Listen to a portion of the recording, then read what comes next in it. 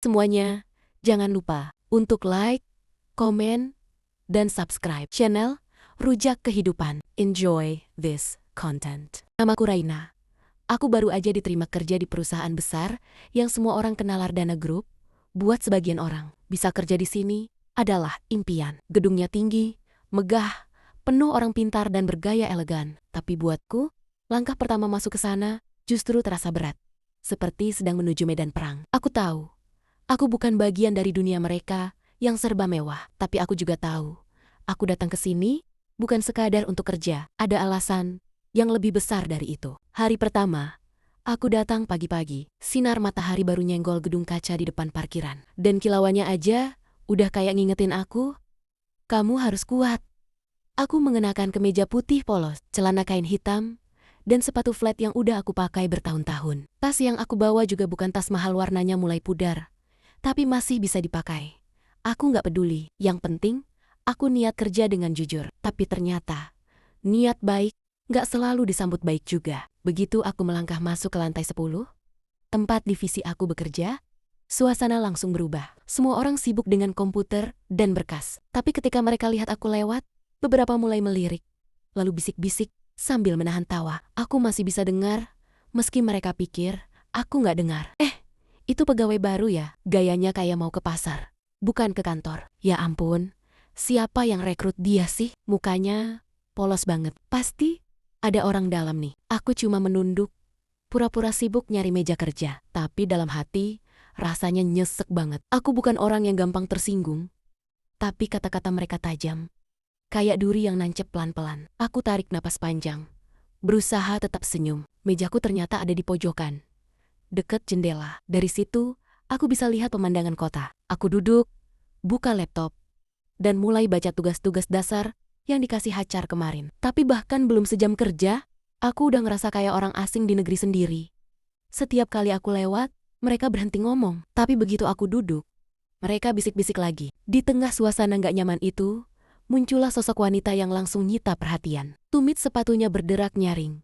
Langkahnya penuh percaya diri. Rambutnya panjang bergelombang, dicat coklat keemasan, dan wangi parfumnya langsung mengisi ruangan. Itulah Fania, kepala divisi sekaligus orang yang nantinya paling sering bikin hidupku nggak tenang. Jadi ini ya, pegawai baru yang katanya direkomendasi HR, katanya dengan nada setengah meremehkan. Aku berdiri cepat, berusaha sopan. Iya bu, saya Raina. Dia menatapku dari atas sampai bawah, seolah menilai harga bajuku dari pandangan mata aja. Kamu tahu kan, ini perusahaan besar. Penampilan itu penting. Jangan sampai nanti klien lihat pegawai kayak gini, bisa rusak citra perusahaan. Aku cuma bisa mengangguk pelan. Baik bu, saya akan perbaiki. Sejak hari itu, aku sadar, Fania nggak akan pernah suka sama aku. Setiap hari, selalu aja ada hal kecil yang dia jadikan bahan sindiran. Pernah suatu kali aku salah kirim file laporan ke email internal, bukan ke email pribadi dia. Dan di depan semua orang, dia langsung ngomel. Ruangan langsung hening. Lalu terdengar tawa kecil dari beberapa karyawan yang duduk di belakang. Aku bisa ngerasa pipiku panas, mataku mulai berair. Tapi aku tahan, aku nggak mau nangis di depan mereka. Aku cuma jawab pelan, maaf, bu, saya masih belajar. Fania nyengir sinis, lalu berlalu begitu aja sambil ngomel kecil. Belajar terus. Kalau nggak bisa kerja cepat, ya nggak usah kerja di sini. Yang lain malah ketawa lagi. Aku duduk diam, pura-pura sibuk ngetik. Tapi dalam hati, aku ngerasa campur aduk antara marah, sedih, dan kecewa. Setiap malam, aku suka buka ponsel dan lihat foto almarhum ibuku. Aku selalu bisik dalam hati, bu, aku janji nggak akan nyerah. Aku tahu, suatu saat semua akan berubah. Pernah suatu sore, waktu aku lagi ngetik laporan, dua rekan kerja Maira dan Dimas berdiri di dekat pantry sambil ngobrol keras-keras. Aduh, si Raina itu ya, sok banget kerja lembur, padahal paling cuma biar kelihatan rajin di depan bos. Ya, padahal kalau dilihat dari bajunya aja, udah kelihatan dia bukan level kita. Aku pura-pura nggak dengar, tapi suaranya jelas banget. Aku tutup laptop pelan, beresin meja, dan jalan keluar dengan kepala tegak. Dalam hati aku cuma bisa bilang, sabarlah, Rai. Waktu akan nunjukin siapa kamu sebenarnya. Aku masuk, dan dia langsung lempar beberapa berkas ke meja. Ini laporanmu kemarin. banyak salah. Kalau kamu nggak bisa kerja, bilang aja. Biar saya cari orang lain. Aku lihat berkas itu. Semua yang dia sebut salah, padahal cuma masalah format kecil. Tapi aku nggak mau debat. Aku tahu. Percuma. Aku cuma bilang, maaf, Bu. Saya perbaiki sekarang juga. Dia nyengir puas. Bagus. Minimal kamu tahu diri, Raina. Kalau kerja di sini, jangan kayak orang kampung. Ini bukan koperasi RT, ini Ardana Group, katanya lantang. Sambil menatapku dengan tatapan jijik. Tiap pulang kantor, aku selalu naik bus kota, duduk di kursi dekat jendela, sambil ngelihat lampu-lampu jalanan yang berpendar. Kadang aku mikir, kenapa orang bisa sejahat itu? Cuma karena penampilan. Apa salah kalau seseorang sederhana? Aku tahu, aku bukan siapa-siapa di mata mereka. Tapi, mereka juga nggak tahu siapa aku sebenarnya. Hari-hari berikutnya, nggak jauh beda. Fania makin menjadi jedi. Dia sengaja kasih aku tugas berat, dokumen yang numpuk, dan tenggat waktu yang mustahil diselesaikan dalam sehari. Tapi aku kerjain semuanya tanpa ngeluh, kadang sampai lembur. Sendirian di kantor yang udah sepi, lampu-lampu redup, suara mesin pendingin aja yang terdengar. Di saat kayak gitu, aku suka senyum sendiri. Karena aku tahu, aku nggak bakal selamanya di posisi ini. Keesokan paginya, suasana makin panas. Fania tiba-tiba manggil aku ke ruangannya. Raina, sini kamu. Aku masuk, dan dia langsung lempar beberapa berkas ke meja. Ini laporanmu kemarin. Banyak salah. Kalau kamu nggak bisa kerja, bilang aja, biar saya cari orang lain. Aku lihat berkas itu. Semua yang dia sebut salah, padahal cuma masalah format kecil. Tapi aku nggak mau debat. Aku tahu. Percuma. Aku cuma bilang, maaf Bu, saya perbaiki sekarang juga. Dia nyengir puas. Bagus. Minimal, kamu tahu diri. Setelah keluar dari ruangan itu, aku sempat berhenti di depan cermin besar di lorong. Aku pandang diri sendiri, lama-lama. Rambutku yang diikat rapi, mata yang mulai lelah, tapi tetap berusaha tegar. Aku tersenyum kecil dan bisik pelan. Kamu kuat, Raina. Jangan biarin mereka hancurin semangatmu. Di saat semua orang menertawakan aku karena penampilan, aku malah jadi lebih semangat. Aku belajar tiap malam, memperbaiki cara kerja. Bahkan mulai bantu beberapa rekan diam-diam yang kesulitan. Beberapa dari mereka mulai sadar kalau aku nggak seburuk yang dikira. Tapi yang lain masih aja ngeremehin. Suatu hari, aku ngeliat Fania keluar dari ruangan CO. Wajahnya cerah banget. Mungkin habis ngobrol soal proyek baru. Tapi pas dia lewat, dia sempat nyindir lagi. Raina, kamu udah cocok kok jadi sekretaris koperasi. Nggak usah mimpi tinggi-tinggi. Nanti jatuh sakit hati. Aku cuma balas dengan senyum kecil. Dalam hati, aku cuma berkata, iya Bu, tapi nanti Ibu sendiri yang bakal tahu siapa yang sebenarnya jatuh. Dan hari itu aku makin yakin kalau semua hinaan ini bukan akhir. Justru ini awal dari sesuatu yang besar. Mereka boleh menilai aku dari luar, tapi mereka nggak pernah tahu siapa sebenarnya Raina Ardan. Aku pulang hari itu dengan langkah ringan, meski hati masih sakit. Di balik kesederhanaanku, aku bawa rahasia besar yang suatu saat bakal bikin semua orang terdiam. Rahasia yang bahkan Fania sendiri gak akan sanggup bayangin. Karena yang mereka hina hari ini adalah orang yang sebenarnya bisa mengguncang hidup mereka besok. 2 minggu aku kerja di Ardana Group, tapi rasanya kayak 2 tahun penuh tekanan. Hinaan dan cibiran datang dari segala arah. Di ruang makan, aku sering makan sendirian. Karena setiap kali duduk di meja manapun, suasana langsung berubah canggung. Kalau aku duduk di sebelah mereka, satu persatu perlahan pindah dengan alasan ada meeting atau mau ambil minum dulu. Padahal aku tahu, mereka cuma nggak mau makan bareng aku. Kadang, di ruang rapat pun begitu. Setiap kali aku buka suara, selalu ada yang nyeletuk dengan nada mengejek. Udah, nggak usah ngomong deh, nanti malah salah lagi.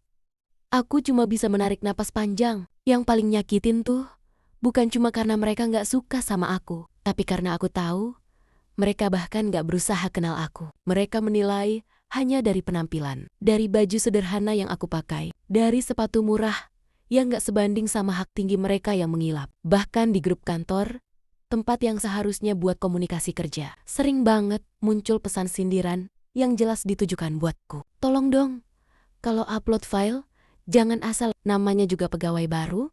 Belajar dulu sebelum kerja di perusahaan besar. Ya, Maklum sih, background-nya kan gak jelas. Pesan itu ditulis tanpa sebut nama.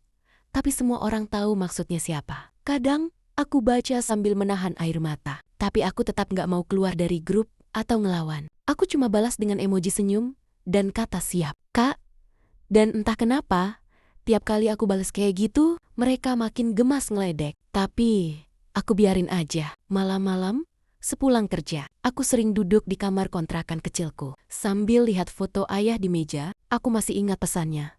Sebelum aku mulai kerja di sini, kalau kamu kuat, kamu bakal tahu siapa yang tulus dan siapa yang palsu.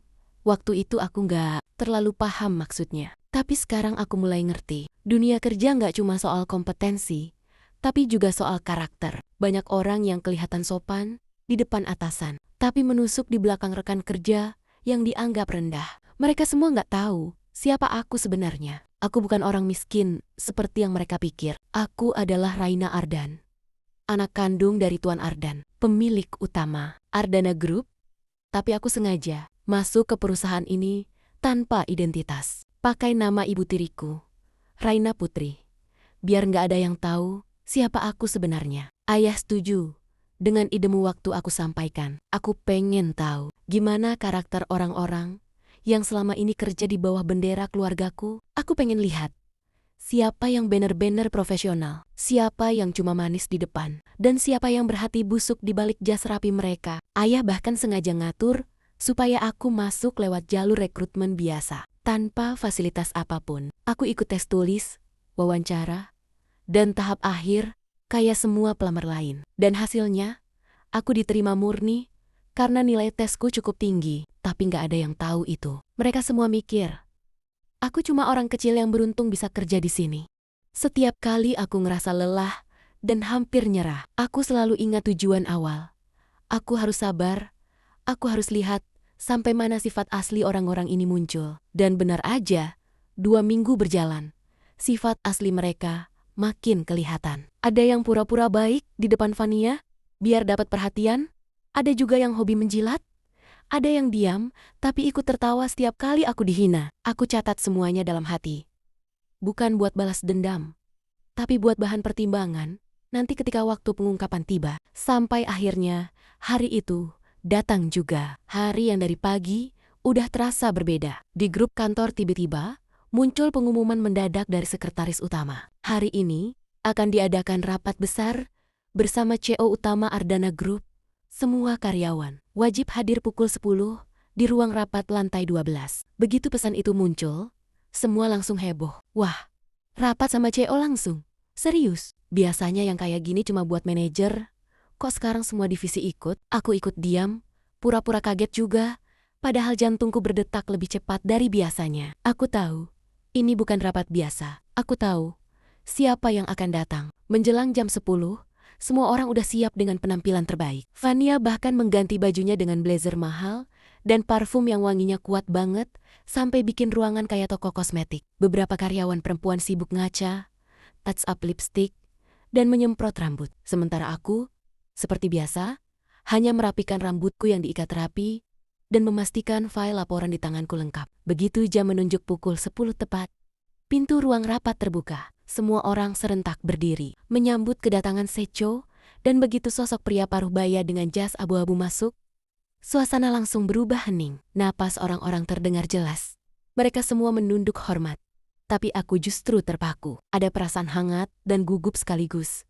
Karena pria itu adalah ayahku sendiri, Tuan Ardan. Semua mata tertuju pada beliau, dan saat matanya bertemu dengan mataku, aku bisa lihat senyum kecil di wajahnya. Bukan senyum formal seperti yang biasa dia berikan ke karyawan lain, tapi senyum lembut yang cuma ditujukan buatku. Aku menelan ludah, berusaha tetap tenang. Tanpa basa-basi, ayah mulai berbicara. Selamat pagi semuanya. Hari ini, saya ingin melihat langsung perkembangan dari proyek baru yang sedang kalian kerjakan.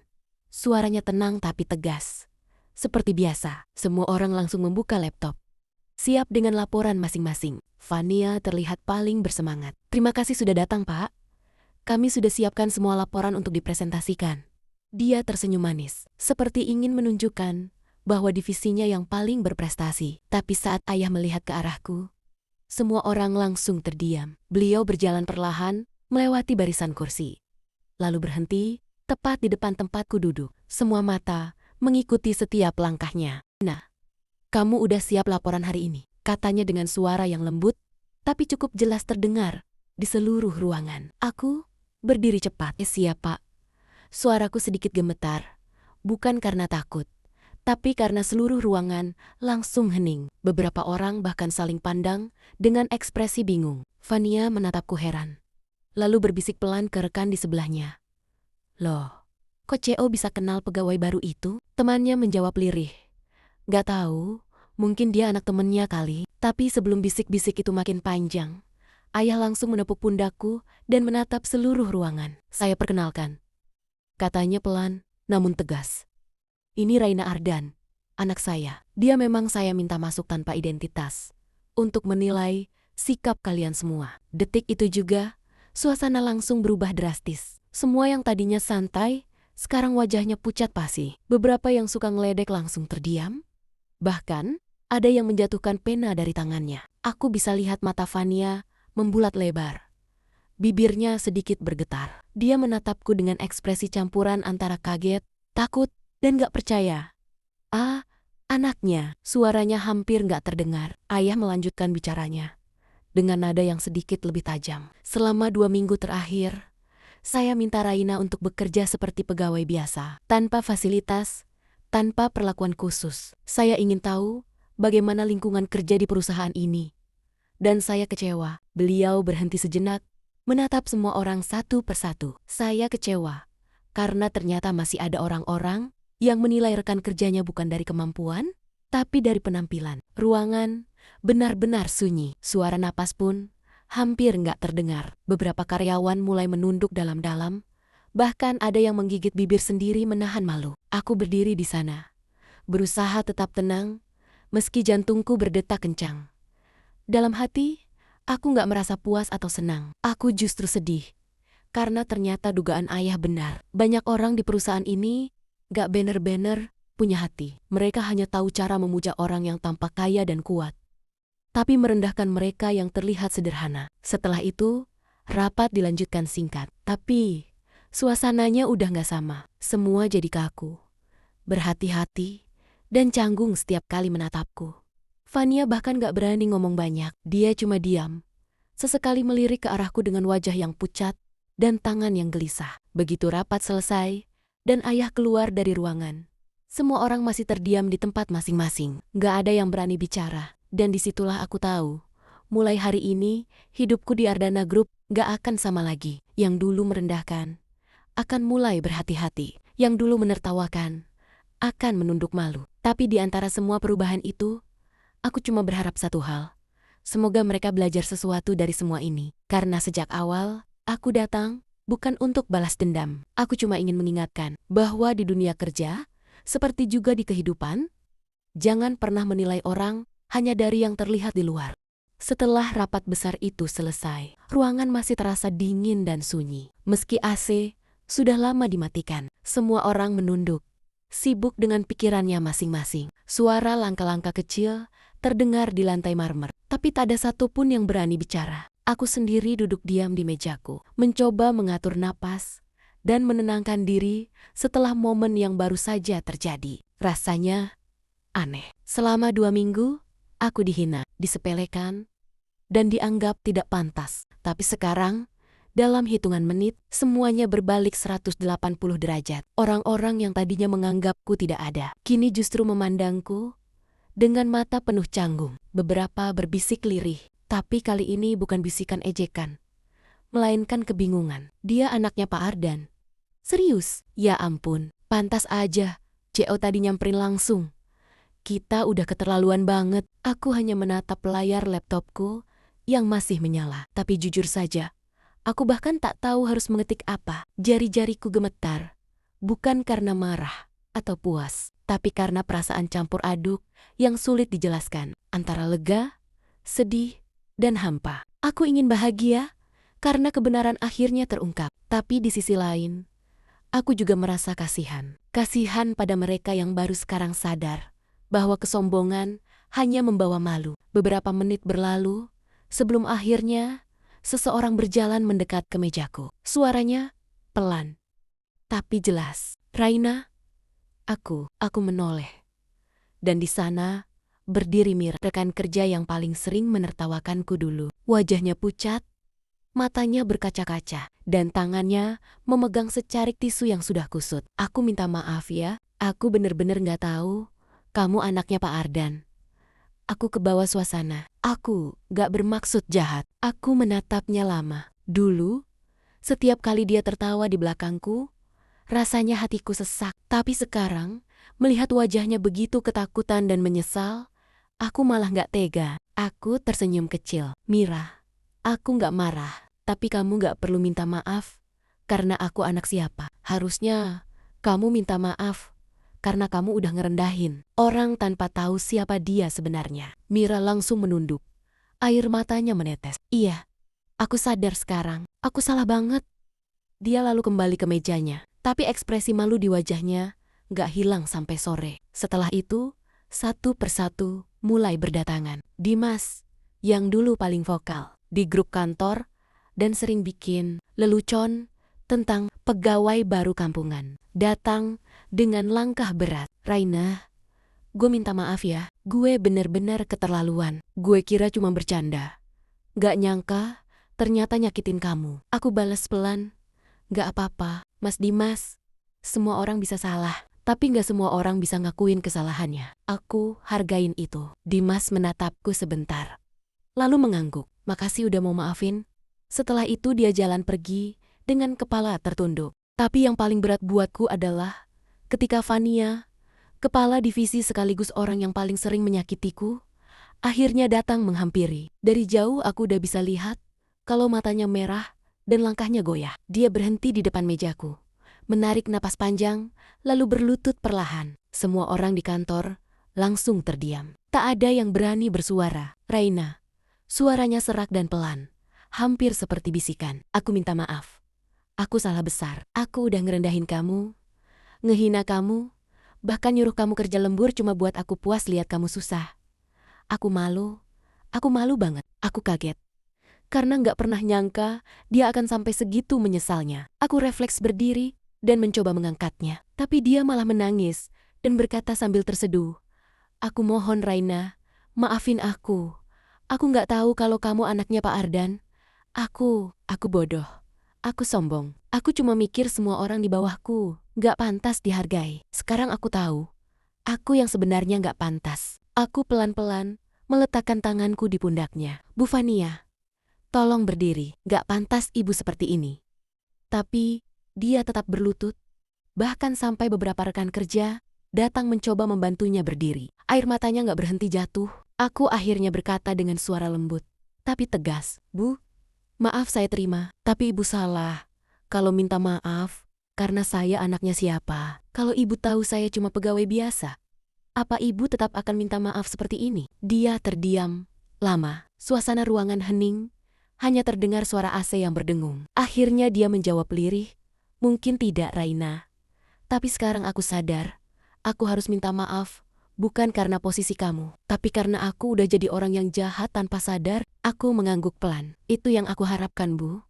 Saya nggak butuh diperlakukan istimewa. Saya cuma pengen diperlakukan adil. Setelah itu, dia benar-benar menangis sejadi-jadinya. Tangisnya bukan tangis pura-pura, tapi tangis orang yang benar-benar menyesal. Dan di momen itu, aku merasa semua beban 2 minggu terakhir akhirnya perlahan terangkat dari dadaku. Kabar tentang identitasku menyebar cepat ke seluruh lantai kantor, bahkan sampai ke divisi lain. Banyak yang datang cuma buat sekadar minta maaf, atau basi-basi memperkenalkan diri ulang dengan sopan, seolah ingin menebus kesalahan mereka yang dulu diam saat aku dihina. Tapi aku gak pernah benci mereka. Aku sadar, manusia memang sering butuh kejadian besar untuk bisa belajar menghargai orang lain. Hari-hari setelah itu berjalan dengan suasana yang berbeda. Orang-orang mulai berubah. Tidak ada lagi bisik-bisik saat aku lewat. Tidak ada tawa mengejek. Bahkan saat makan siang, beberapa teman yang dulu menghindar malah menawarkan tempat duduk di meja mereka. Sini Raina, makan bareng kita, kata mereka dengan senyum canggung. Aku ikut duduk. Bukan karena ingin diterima, tapi karena aku tahu setiap kesempatan untuk memperbaiki hubungan harus dimulai dari hati yang lapang. Fania sendiri jadi orang yang paling banyak berubah. Kalau dulu suaranya keras dan suka menyindir, sekarang setiap bicara selalu hati-hati. Bahkan dia sering datang lebih pagi hanya untuk memastikan pekerjaan divisi berjalan lancar, bukan untuk pamer atau mencari muka. Kadang aku melihatnya diam di pantry, menatap secangkir kopi tanpa berkata apa-apa. Mungkin dia masih memikirkan betapa jahatnya dia dulu. Tapi aku gak pernah membencinya. Aku tahu, orang bisa berubah kalau dia benar-benar menyesal. Suatu hari, ayah datang lagi ke kantor. Bedanya, kali ini bukan untuk sidak, tapi untuk memberi pengarahan. Saat semua orang berkumpul di aula, beliau berkata, "Kesuksesan bukan diukur dari berapa banyak uang yang kalian hasilkan, tapi dari seberapa kalian bisa menghormati orang lain." Raina mungkin sudah memberi pelajaran berharga untuk kita semua. Di Ardana Group, kita tidak boleh menilai orang dari luarnya, karena setiap orang berhak dihargai. Kalimat itu menggema di ruangan, dan aku bisa lihat banyak wajah yang menunduk. Beberapa meneteskan air mata, diam-diam, termasuk Fania. Setelah acara itu selesai, ayah menepuk pundakku pelan sambil tersenyum. "Kamu udah melakukan hal yang benar, Nak. Kamu gak cuma belajar tentang dunia kerja, tapi juga ngajarin mereka arti kemanusiaan." Aku menatap ayah sambil tersenyum. Mata kami bertemu dalam pandangan yang penuh pengertian. "Aku cuma ngelakuin apa yang ibu ajarin dulu." "Ya," jawabku pelan. "Kalau mau tahu siapa teman sejati, lihat siapa yang tetap baik padamu waktu kamu gak punya apa-apa." Sejak hari itu, hidupku di kantor berubah sepenuhnya. Orang-orang memperlakukanku dengan hormat, tapi aku gak pernah memanfaatkan posisi itu. Aku tetap datang pagi, bekerja seperti biasa, bahkan masih pakai sepatu flat dan tas lamaku yang dulu jadi bahan olokan. Aku ingin mereka tahu bahwa harga diri gak ditentukan dari seberapa mahal yang kita pakai, tapi seberapa baik kita memperlakukan orang lain. Pelan-pelan, kantor itu jadi tempat yang lebih hangat. Mereka yang dulu saling menjatuhkan, mulai saling bantu. Grup kantor yang dulu penuh sindiran, kini dipenuhi ucapan motivasi. Bahkan, setiap minggu, Fania suka mengadakan diskusi kecil tentang etika kerja dan empati. Aku tahu, mungkin dia melakukan itu untuk menebus masa lalunya. Tapi aku salut,